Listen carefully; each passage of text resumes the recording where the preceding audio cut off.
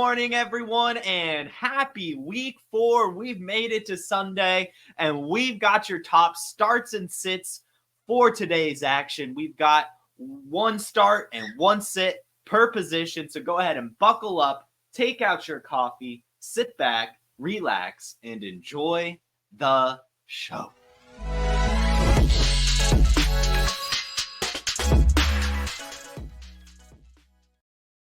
We will be starting things off at the quarterback position with Justin Fields. If you've got Justin Fields and you're like, should I start him this week? Yeah, you should start Justin Fields this week. We've got a little bit of a fun narrative in the matchups between the mobile quarterbacks. They're taking on the Colts, so a little bit of a Anthony Richardson, Justin Fields mobile quarterback showdown. But also the Colts have just been terrible against the run so far this season. They have allowed the most rush yards through 3 weeks. So it should be a pretty easy matchup for the Steelers. Even without Jaylen Warren, they should be able to run the ball pretty easily. Justin Fields finally had his first rushing touchdown last week, and I just think the floodgates are finally going to open up from there. He's averaging over 9 carries a game. He's 4th amongst quarterbacks in carries, has the rushing touchdown, is getting hasn't, quite had like the ceiling rush yards yet, but this is damn sure the game to do it against this Colts defense, allowing the most rush yards so far through the 3 weeks. So if you have Justin Fields, even in single quarterback, I would be firing him up this week against the Colts and see what he could get going. Because, we just saw 78% completions, 245 pass yards, even had the rushing touchdown on top of the passing touchdown. I think things are really starting to come to life for Justin Fields, and this Colts defense has really, really been getting eaten alive. So get Justin Fields into your lineup. And at quarterback, we'll see. This is recorded on a Saturday, so at this point, Jordan Love is questionable to play. He almost played last week, so I'm assuming he's going to give it a go today. But it is a tough matchup against the Minnesota Vikings, and it's always tough just coming back and playing through an injury. It was a pretty scary injury. I don't think that Jordan Love will be asked to be a gunslinger immediately. They'll kind of just ease him back in, lean on Josh Jacobs and Emmanuel Wilson a decent bit. I'm sure that he could still have a decent, 2-touchdown game or something like that. But if you have like a Justin Fields option out there, or really just any other type of streamer, I would just look another way. In Superflex, obviously you're going to be starting Jordan Love, but in single quarterback, I think you could probably go with another option this week and avoid, the tough matchup, less than 100%.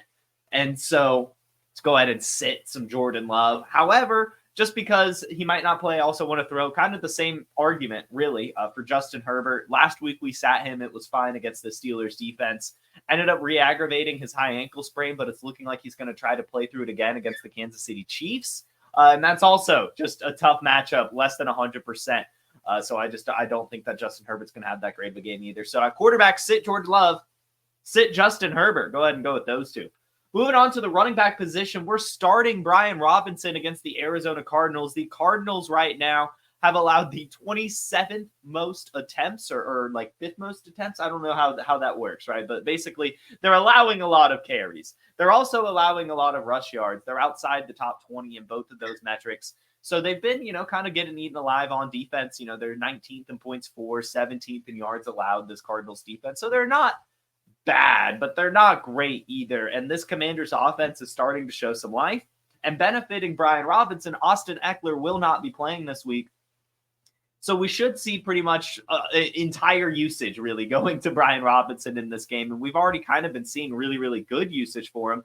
Now he has a decent enough matchup with no backfield mate, right? Like he had a 60% snap share in week 2, 53% snap share in week 1, but still got 17 and 14 fantasy points. And last week after Austin Eckler went down, he actually got himself up to a 78% snap share.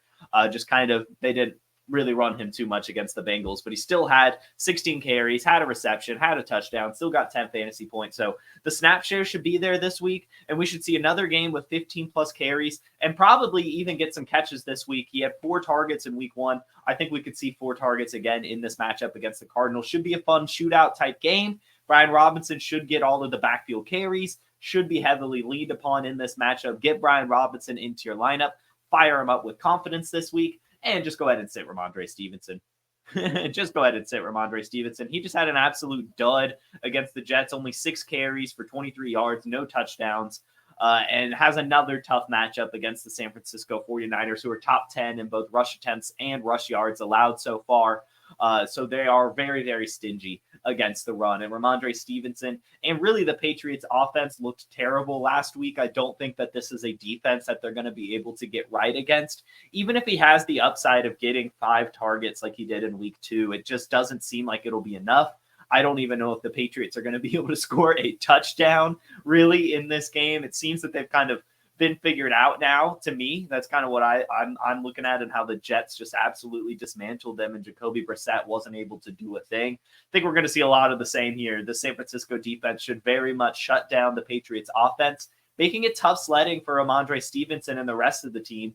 But we definitely want to go ahead and sit Ramondre Stevenson. There are much better options out there this week. Could he get it done in the pass game? Maybe, but I'm not betting on it. Go ahead and bench him this week. No reason to start up Ramondre Stevenson coming off a 0.3 point performance.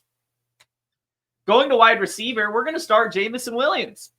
We are firing up Jameson Williams against the Seattle Seahawks. I will say, I'm a little bit worried of what Tariq Woolen could do in coverage. Obviously, like, the Seattle Seahawks actually have some really good corners, especially on the outside, but I just think that this should be a fun game.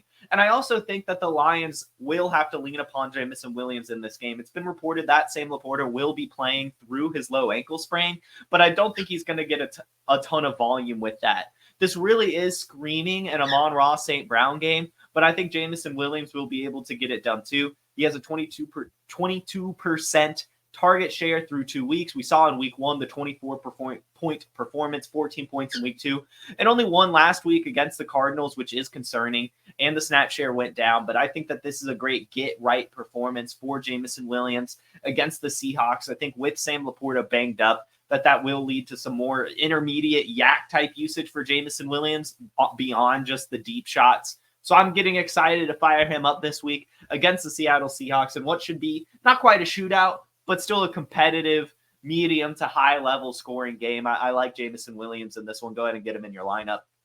And we don't know if he'll be playing, but I think he will. Chris Olave. Chris Olave will be sitting against the Atlanta Falcons. He picked up an injury this week in practice, so his status for this game is unclear.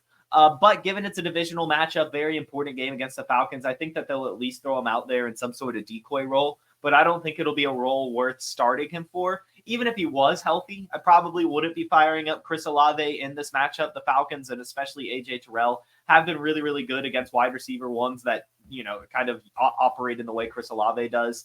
So I could see a tough matchup for him already. Now less than 100%, I would just go ahead and sit Chris Olave this week. I think the Saints will have to lean upon a Taysom Hill, a Rashid Shaheed, and maybe even the banged-up Alvin Kamara, as he also picked up an injury last week. So either way, though, we're sitting Chris Olave. Tough matchup against A.J. Terrell. Tough matchup against the Falcons' defense in general.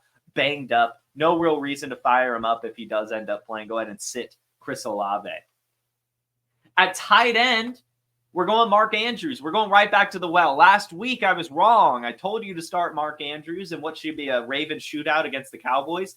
I was right that it was a shootout. I was wrong in that they barely utilized Mark Andrews. Well, this week, in a shootout against the Buffalo Bills, I'm going right back to it. I really do still believe in Andrews to be able to turn things around this season. I think a matchup against Buffalo is a great matchup for him. They've kind of been getting eaten alive in the slot and kind of the shorter route type stuff, and that's where Mark Andrews really can excel. I really think the Ravens are going to have to lean on him at some point. I will. And so I'm going to keep going to the Mark Andrews well while I can.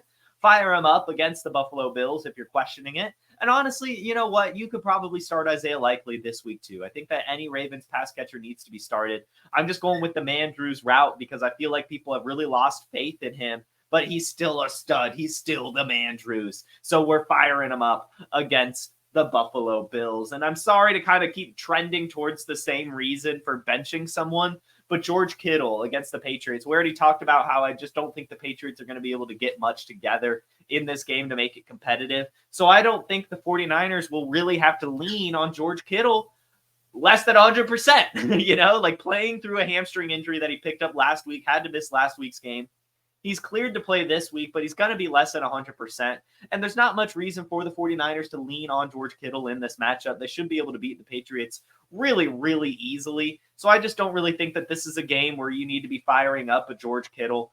Try to find someone else, maybe stream a tight end or just go with your tight end 2 this week. Less than 100% George Kittle through a hamstring injury. in a game where they're probably barely going to have to pass, I think they could just go back to Juwan Jennings, maybe keep trying to heat up Brandon Ayuk, or just lean on Jordan Mason, but no real reason to get George Kittle too involved as a pass catcher, more so just in the blocking game, I'm sure, this week. So go ahead and sit George Kittle. So those are starts and sits by position, but as always, I like to give you guys some flex plays as well, 3 flex plays to keep going in your lineup this week. Darnell Mooney versus the Saints. He's coming off an 8-target, 8-reception, 66-yard game. And the week before, he had 7 targets, brought in 3 of them for 88 yards and a touchdown.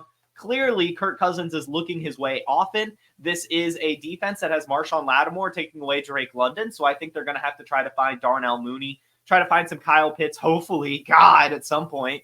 But really, Darnell Mooney seems like a really decent flex play this week. Him and Kirk Cousins seem to have a really good connection together. You've seen them now in multiple weeks sitting next to each other on the bench. You know, they had the whole off-season training camp thingy together where they had a little camp that he was invited to. So I just think Darnell Mooney and Kirk Cousins have a good connection together coming from the NFC North in a matchup against the Saints that could end up being a fun one. We know the Saints were awesome the first 2 weeks, came back to earth this week. They should have a fun matchup against the Falcons, hopefully. And, you know, these divisional matchups, they're always, you know, not necessarily high scoring, but competitive, lots of passing going around. The connection with Mooney and Kirk Cousins has been blossoming. I think it'll continue against the Saints. Get the Mooney in your lineup. Also, I already mentioned I like the Detroit Lions Seahawks game. So Tyler Lockett. Tyler Lockett is one of those players that you're never really sure if you should start him. But Tyler Lockett, he's just a player that if you have him in shootouts, like these fun competitive games, especially probably playing from behind against the Lions, these are the exact type of games you just fire up Tyler Lockett. Look, last week against the Dolphins, he had 8 targets, only brought in 5 of them for 46 yards, so it wasn't that much, but still he had 7 targets in week 1. And really the only week he wasn't utilized a lot was against the Patriots in week 2. So Tyler Lockett, I still think, is a big part of the Seahawks game plan. Could still very easily sneak through for at least 5 targets, maybe get himself a touchdown in this one against the Lions. Throw him in your flex spot. Be happy with Tyler Lockett this week. And lastly, Justice Hill versus the Buffalo Bills. Justice Hill has been utilized in the last few weeks and been decent enough. You know, last week against the Cowboys, only a 40% snap share and 5 carries, but he did have 2 receptions for 54 yards.